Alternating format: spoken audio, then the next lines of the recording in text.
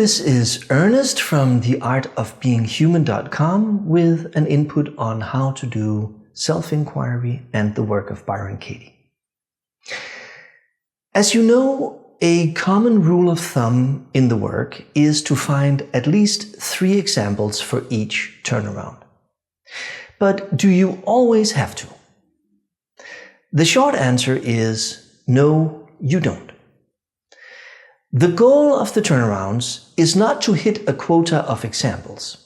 The goal is to experience what the prompt asks for, that the turnaround statement is as true as, or even more true than, the original statement. If that happens after 1 example, you're done. If it takes 3 or 5 or 10 examples to get there, then you keep going until you feel it. Feeling it is the point, not the number.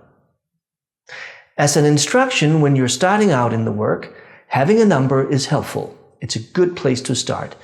But again, it's the seeing or the knowing that makes the difference. That's also why when you find an example that really shifts something, you don't rush past it. Pause. Let the realization land. Give your whole nervous system a moment to register the truth of this new perspective. It's not about collecting examples, it's about experiencing them. Sometimes, especially as you move further down a worksheet, the truth of the turnarounds becomes more and more obvious.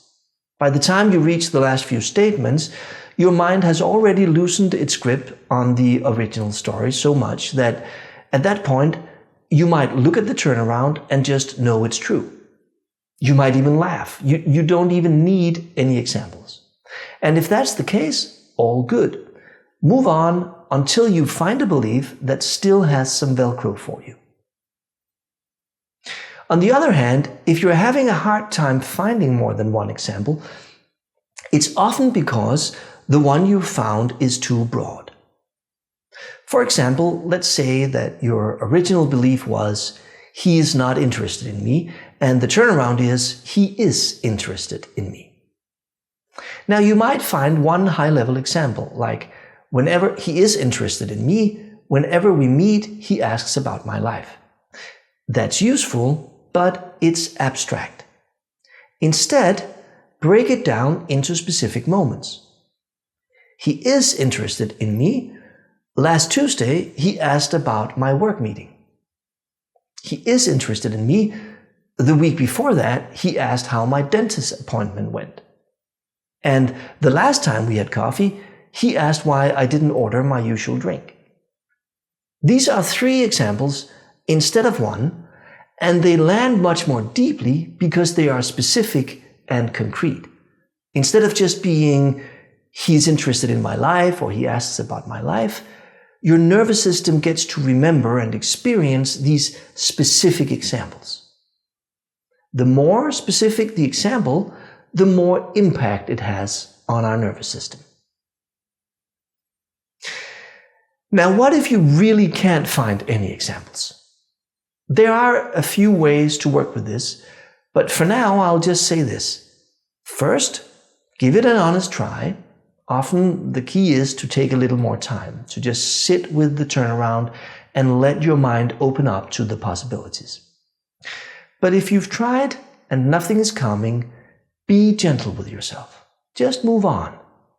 As you find examples for other turnarounds, the whole thing will gradually loosen its grip, and you can always go back and see if something comes up after you've worked a few other turnarounds. Don't make it heavy on yourself. Finding examples gets easier and easier as your mind opens over time. So trust the process. Keep practicing. It will come. So do you need 3 examples for every turnaround? No.